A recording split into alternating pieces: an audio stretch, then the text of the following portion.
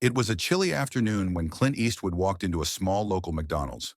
He had been out for a walk in the area, trying to stay out of the spotlight for a while.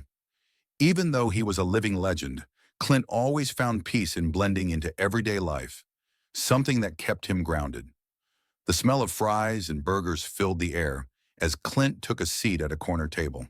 He pulled out his phone to check a few messages, lost in thought, trying to Subscribe enjoy to the my channel. simplicity of an ordinary day. He didn't expect to be noticed, but as he sipped his coffee, a soft voice cut through the noise of the restaurant. "Excuse me, mister?" Clint looked up to see a young boy standing beside his table, holding a small stuffed bear in his arms. The boy was no older than 5 years old, his hair a messy tangle of curls. Clint smiled warmly, always happy to see young faces. "Hey, little buddy, what's up?" he asked. The boy didn't respond immediately. Instead, he seemed to hesitate for a moment before leaning in close to Clint. The soft whisper that followed caught Clint off guard. "My mommy's sick. I'm scared she might not wake up." The words were so quiet, so fragile, that Clint felt his heart sink. The boy's face, usually bright and playful, was full of worry and fear, something far beyond his years. Clint's expression changed immediately, his calm demeanor shifting to one of deep concern. He felt a knot form in his stomach as the boy continued. "She says she's tired. I don't want her to be tired forever." Clint froze for a moment, unsure of how to respond. His mind raced, trying to process what he had just heard. It wasn't often that he encountered a situation so delicate, especially not in a fast food restaurant. The boy's words hung in the air like a heavy weight. Clint leaned in closer to the boy, gently asking, "Where's your mommy, kiddo?" The boy pointed toward a corner of the restaurant, where a woman sat alone, her head resting on her arms, her body slumped in exhaustion. She was young, likely in her early 30s, but her posture and the dark circles under her eyes told a different story.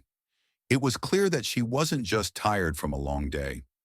Clint's heart sank further as he realized what the boy was implying. The woman didn't look well at all. She had the kind of weariness that went deeper than mere physical exhaustion. Clint stood up slowly, feeling a sense of responsibility tug at him. He wasn't sure what the boy's situation was, but he knew that he couldn't just ignore it. The boy's voice, filled with such innocence and pain, was hard to forget. "I don't want to lose her, Mr. Clint," the boy whispered again, looking up at him with pleading eyes. Clint's expression hardened with determination. "I promise we'll figure this out," he said, his voice full of reassurance. But internally, he wasn't sure what exactly they were going to figure out. Clint walked over to the woman, his mind racing. He had dealt with many situations in his life, but this felt different. He approached her cautiously, not wanting to startle her. She was still slumped over, barely moving. The boy had clearly been worried about her, and now Clint understood why. As he got closer, he could see that her skin was pale and her breath was shallow. Clint stopped next to her and gently placed a hand on her shoulder. "Excuse me, ma'am," he said softly. The woman stirred, her eyes fluttering open, and she looked up at him in confusion. When she saw who was standing there, her eyes widened in disbelief. Clint Eastwood?" she stammered, surprised. Clint gave her a kind, reassuring smile.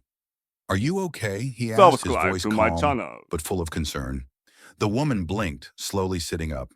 Her face was filled with both recognition and a deep sense of exhaustion. She seemed embarrassed but also grateful that someone had noticed her. I'm I'm fine," she said, her voice shaky. But Clint could see through the facade. She wasn't fine.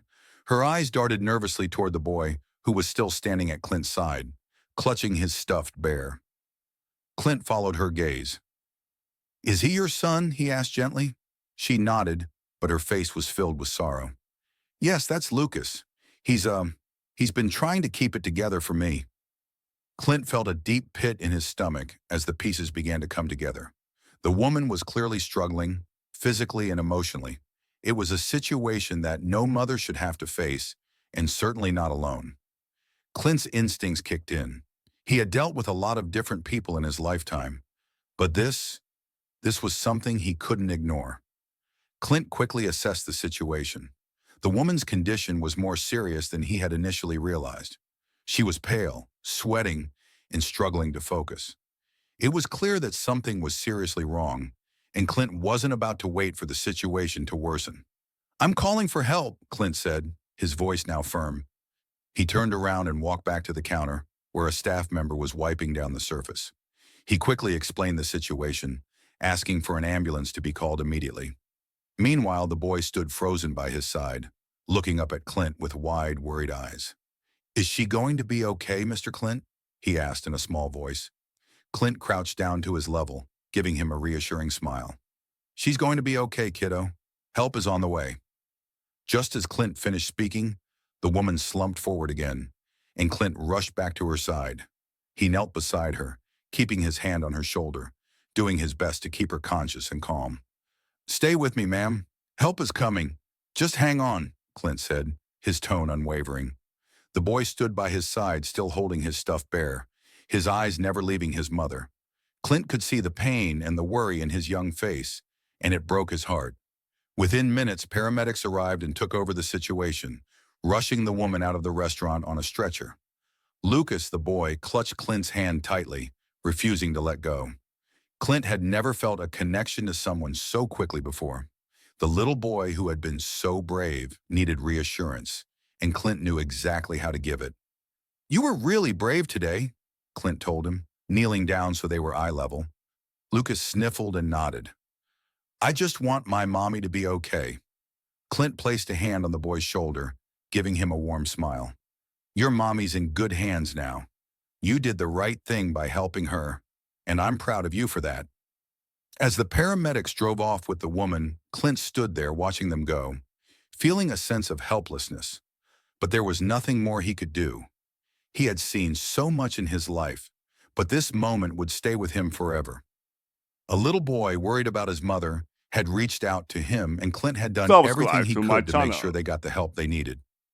As he left McDonald's, Clint couldn't shake the image of that little boy's face. It wasn't just the worry in his eyes. It was the trust he had placed in Clint to help him, and Clint would carry that trust with him forever.